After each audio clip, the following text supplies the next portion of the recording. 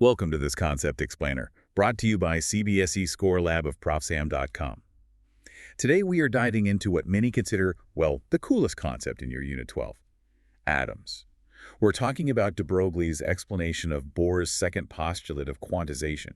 And our goal is to unlock the physics behind this famous formula so it moves from, a complex rule you have to memorize to a logical, unforgettable truth. So let's start with something basic. You know the electron, right? That tiny particle with mass and charge. Of course. Classically, we imagined it as a sort of miniature planet orbiting the sun, or maybe a tiny baseball circling the nucleus. Now think about this. If electrons are just particles, how on earth could they be used to take a picture? A picture? Yes. Yeah. I mean, we use light waves in optical microscopes because waves allow us to see fine details through diffraction and all that. But surprisingly, there are these powerful tools called electron microscopes. Right, I've heard of those. And they use beams of electrons, not light, to image objects smaller than 1 nanometer. Wait, that's seriously counterintuitive. Electrons are particles? They have momentum, they have mass. How can something that is essentially a tiny mass act like light waves, diffracting and forming a clear image? That is the perfect question. And the answer is the key to this entire deep dive. The reason electron microscopes work is precisely because particles can behave like waves. This strange, revolutionary idea that matter itself has waves properties was proposed by Louis de Broglie in 1924. So this wasn't just about the atom, it was a bigger idea. A much bigger idea. This wave-particle duality, which was later experimentally proven, by the way. Yeah. It didn't just explain electron microscopes. It solved the single massive mystery that Bohr left hanging in his atomic model. The quantization of angular momentum. Exactly. Yeah. Okay, let's unpack this core idea. The crucial insight is simple, yet it completely shifted physics from the classical view to the modern quantum view. It's this. Electrons are not just particles. They must also be considered waves. Okay. De Broglie proposed that any material particle moving with momentum, p, has an associated matter wave. And the wavelength, lambda, is given by the relation.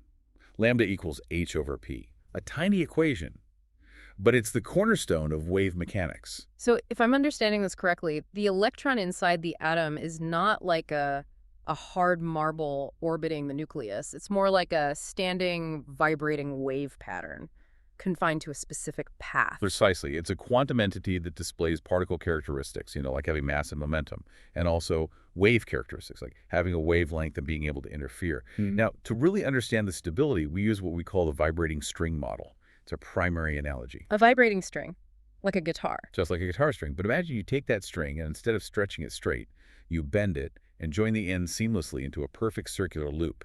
That circle represents the electron's orbit. Okay, I can picture that. Now, for this circular string to maintain a stable vibration, what we call a standing wave, a very strict condition has to be met. You must fit an integral number of full wavelengths around the circumference. An integer number. So 1 wave or 2 or 3, but not 1.5. Exactly. The wave has to join back on itself perfectly. And if it doesn't fit exactly, what if I try to fit, say, 2.3 waves around that loop? What happens then? That is the crux of the problem. And that is where the genius of de Broglie's idea lies. If the wave doesn't match up, if you have, say, 1.3 wavelengths trying to fit, when the wave crest completes one circuit, it will meet a trough of the wave it just started. Destructive interference. Instant destructive interference. The waves cancel each other out. This means the electron wave immediately loses its amplitude and thus its energy. And that energy loss, that's the key, isn't it? That connects back to the old problem with the classical model. You've got it. The biggest problem was that a classical electron, accelerating in its orbit, should constantly radiate energy and spiral into the nucleus. The atom should collapse. So the orbits where n isn't an integer, they're unstable because the destructive interference makes the wave vanish, which is basically the same as collapsing. You've nailed the main constraint. An electron can only exist in orbits where its wave forms a perfect, self-sustaining standing wave. Only these stable orbits are allowed to exist. So that's why it's quantized. It's not just a rule, it's a condition for existence. Yes, and that's why de Broglie's idea was so powerful. Bohr's model worked, but he had to postulate that angular momentum, L, had to be quantized. He just said L equals NH2 here. But he didn't know why. He had no idea why. It was a brilliant guess to match the data, but it didn't have a physical reason. De Broglie provided that foundation. He showed that quantization isn't some arbitrary rule, but a natural, necessary consequence of the electron being a wave. All right, let's transition to the formal math. We'll see exactly how this standing wave idea mathematically forces Bohr's rule to be true. Let us first see how insert formally states the postulate that de Broglie explained. Could you please read Bohr's second postulate of quantization for us? Of course. Reading Bohr's second postulate defines these stable orbits. This postulate states that the electron revolves around the nucleus only in those orbits for which the angular momentum is some integral multiple of h2, where h is the Planck's constant. Thus, the angular momentum L of the orbiting electron is quantized. That is, L equals nh2 hem. Thank you. Now, that formula looks completely random in classical physics, doesn't it? Yeah. But we're going to prove it's physically inevitable as long as the electron is a wave. Mm. We begin with our physical requirement for stability, our standing wave condition. Right. Step 1. The requirement is that the circumference of the orbit, which is 2 pi times the radius rn, must be equal to an integer n times the electron's wavelength, lambda. So you write 2 par and n is nil. This is the math for that crest-to-crest stable fit. And that integer n is the principal quantum number. It can only be 1, 2, 3, and not, say, 1.5. Exactly. If n is not an integer, destructive interference wipes out the orbit. Now for step 2, we substitute the de Broglie wavelength. Remember the relation. Lambda equals h over p. Correct. So we plug that into our condition. 2 n Bohl becomes 2 n Billy n and p. Simple substitution. Step 3. Next, we need to express the momentum p in classical terms. For an electron with mass m moving at speed vn, the momentum is just p m mvn. Wait a minute. So in the same equation, we're using its wave property, a dsp, and its particle property, p equals mvn. That's spot on. That is a duality in action. The quantum world requires us to use both descriptions to get the full picture. Okay, that makes sense. So we substitute p mvn back into our equation, and we get 2 oa nvn, nmvn. Now, step 4, the final crucial step is just rearrangement. We want to group the terms describing the electron's motion. So let's take mvn from the denominator on the right and multiply it onto the left side. So m, v, n, and r all end up on the left side. Exactly. And that gives us the final expression, mvnrn equals n, h2n. Now look closely at that left side. mvnrn, what is that? That's the formula for angular momentum, L. It is the exact formal expression for angular momentum. Yeah. Mass times velocity times radius. So the physical requirement for a standing wave, 2 par nos not, directly leads to Bohr's postulate, L equals nh2 pema. Wow. So it wasn't a guess after all. It was hidden in the wave nature of the electron the whole time. The whole time. De Broglie just found the key. Let's cement this with a quick conceptual check using the Ender-2 orbit of hydrogen. Now, these numbers aren't random.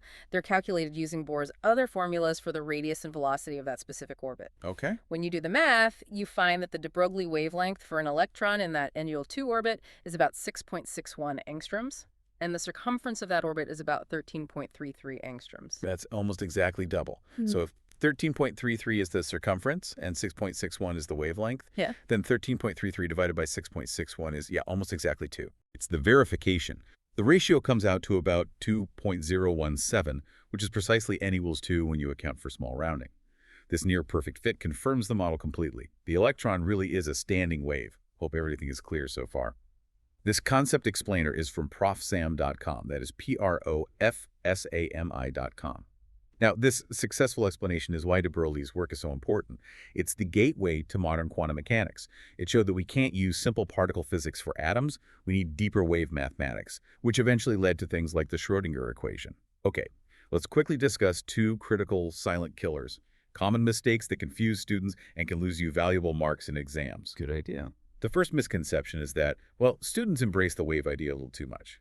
They think that since electrons are waves, the particle description must be completely wrong. They conclude the electron is only a wave. I could see how that would happen. So you'd be marked wrong for saying that. Absolutely. You must remember the term wave-particle duality. The electron is not purely a wave or a particle. It's a quantum thing that shows both natures. It's a wave, nd a particle. So on an exam, I have to specify wave-particle duality and say both are needed for a complete description. Yes. Duality is the non-negotiable term. The second major confusion is about the de Broglie wavelength itself. Many students think that Nogli HP represents the physical size or diameter of the electron. Right, as if the wavelength is how big the electron is. Exactly, and this is fundamentally incorrect. The de Broglie wavelength is the characteristic length scale of the quantum wave associated with its motion. It's not the particle's physical size, which, for all practical purposes, is considered to be 0. To make sure this concept stays firmly anchored in your memory, here's a catchy phrase and a useful gesture. Okay. The memorable phrase to connect the physics to the math is Standing waves require L equals NH by 2 pi. Standing waves require L equals NH by 2 pi. I Yeah. like that. It links the physical requirement, the standing wave, directly to the formal consequence, the quantization formula. And for a physical gesture, try this when you revise. Use one hand to make a circle for the orbit.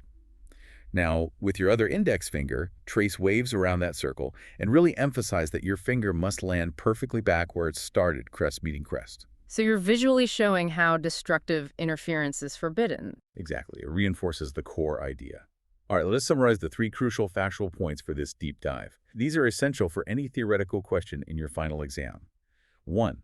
De Broglie proposed that electrons and all matter have wave properties. The wavelength is inversely proportional to their momentum, given by Oper-hp. 2. For an electron orbit to be stable, its associated wave must form a standing wave pattern. This means the orbit's circumference, 2 corn, must equal an exact integer number, n, of wavelengths. So 2 corn n equals no.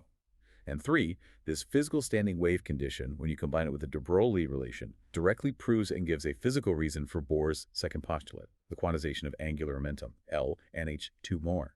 To gain mastery over 12 CBSE physics, chemistry, and maths concepts and secure high marks, we recommend visiting ProfSam.com for comprehensive study materials and concept explainers just like this one. That is Prof Sam, right? Yes. We hope this deep dive helped you connect the particle world and the wave world, transforming Bohr's mysterious rule into a logical consequence of fundamental physics. Keep exploring, keep learning, and we'll see you for the next concept explainer.